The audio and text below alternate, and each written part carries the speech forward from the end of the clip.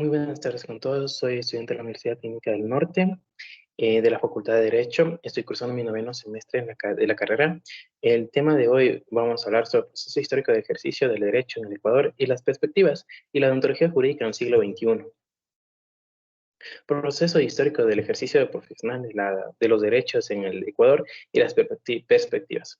Si partimos desde el entendimiento de la concepción de la palabra abogado, debemos indicar que este proviene del latín abogatus, que se deriva de la expresión del latín ad auxilius abogatus, es decir, el llamado auxiliar.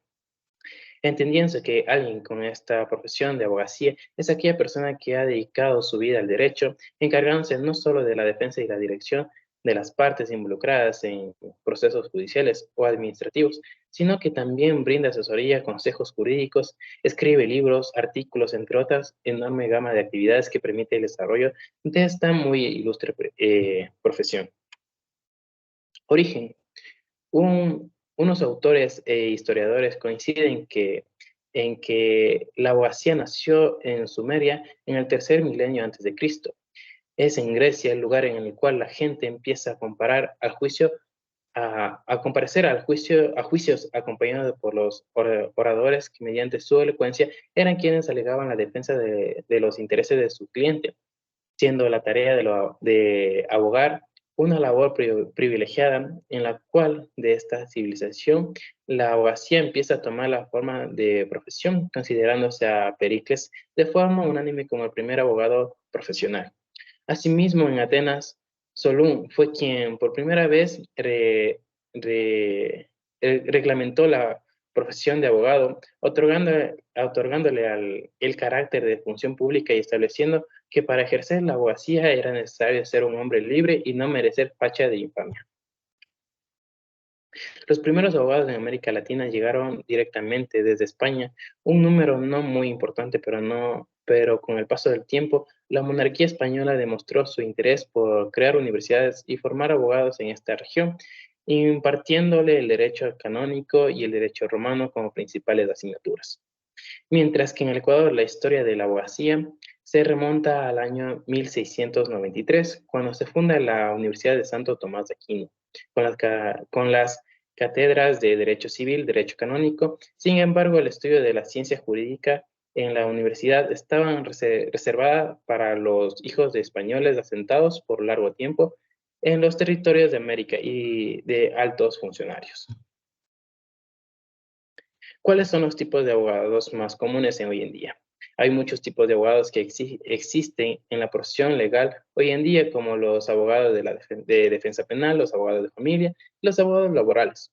Los abogados de defensa penal trabajan para defender a las personas que han sido acusadas de un delito o que pueden correr el riesgo de ser procesadas penalmente. Los abogados de derecho familiar representan a personas, a parejas y a sus hijos en disputa, por ejemplo, de custodia, divorcio o juicio de alimentos, etc. Los abogados de derecho laboral representan a los empleados o a los sindicatos implicados en un conflicto con un empleador. La ética profesional. Se debe tener muy en claro que la abogacía es una función social al servicio de la justicia y el derecho, donde debe estar presente la ética profesional como aquella manifestación de conocimiento dentro de cada persona que debe estudiar los deberes y derechos inherentes a una persona al momento de desarrollar una profesión. Se hace hincapié de que la función primordial del abogado es la búsqueda constante e incesante de la justicia, puesto que en sus manos está la defensa de intereses de derechos y libertades de quienes depositan en él su confianza. Además del el deber de velar por el cumplimiento escrito de las normas jurídicas. Es por esto que en nuestros días es necesario que tengamos presente y debemos conocer que la calidad moral del abogado, sus prioridades, delicadeza, nobleza, diligencia, responsabilidad deben verse presentes no solo en el campo profesional, sino también en la vida personal y privada del individuo, ya que el abogado como persona es un todo integral que debe demostrar su calidad moral en todos los ámbitos de su vida. El Día del Abogado en el Ecuador.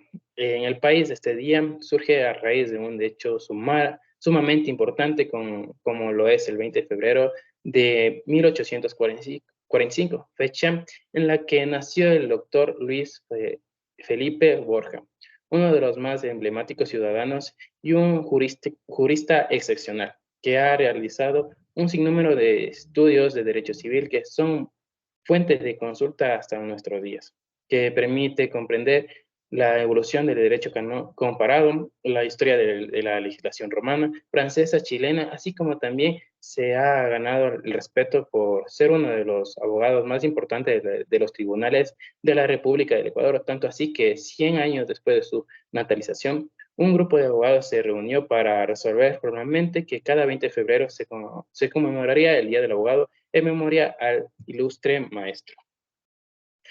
Deontología jurídica en el siglo XXI.